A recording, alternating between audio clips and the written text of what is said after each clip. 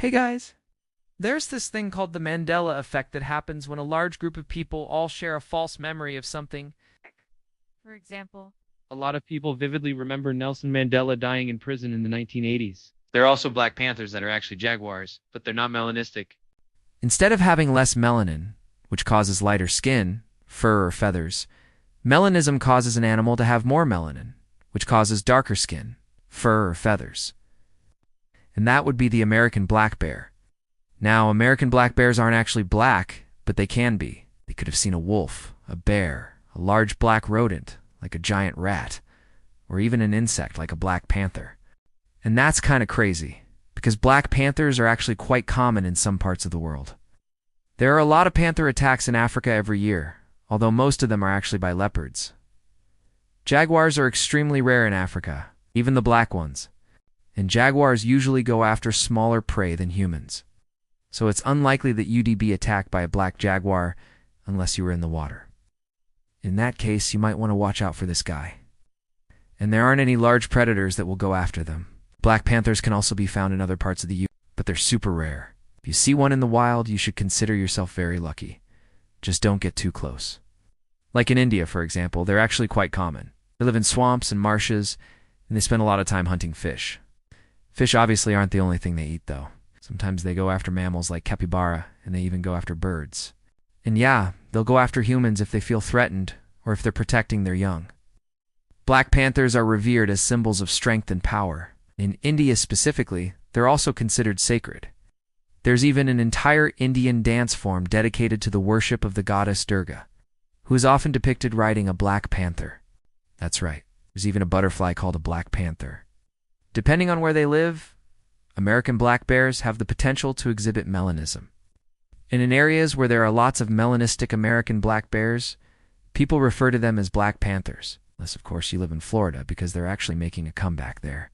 Not the jaguars, the black panthers. A few years ago, a black panther was spotted in Florida for the first time in over 100 years. And since then, we've been seeing more and more black panthers in Florida. They're mostly melanistic leopards that escaped or were released from captivity, but there may also be some jaguars. Either way, they're doing well and they're definitely thriving in the wild. Similarly, people refer to melanistic gray wolves as black wolves, or even black panthers. The term black panther doesn't just apply to big cats. Any large, dark, or black animal can be called a black panther, whether it's a big cat or not. Leopards and jaguars can exhibit melanism, but jaguars are much more prone to it than leopards. In fact, jaguars have two different genes that cause melanism, one that affects their base coat color and another that affects their spots, while leopards only have one. So if both of these genes are expressed at the same time, you get a jaguar that looks like this, which is pretty much pure black. However, jaguars that only have one of these genes expressed will just have solid black rosettes instead of spots, like this guy. Either way, these black big cats are considered panthers. There are even black panthers that have nothing to do with either species.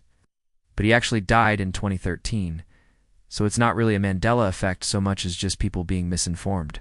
But either way, a similar phenomenon is happening with black panthers, because a lot of people believe they read just melanistic leopards or jaguars.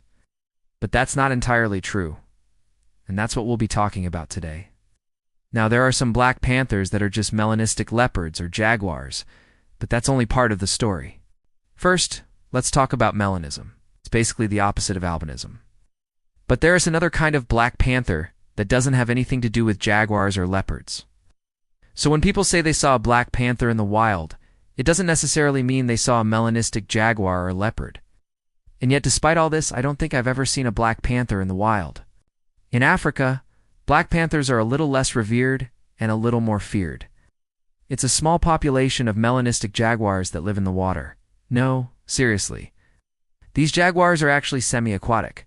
These guys really are the stuff of nightmares, but they're extremely rare, so your chances of seeing one in the wild are slim to none. Florida has a ton of prey animals that black panthers can eat.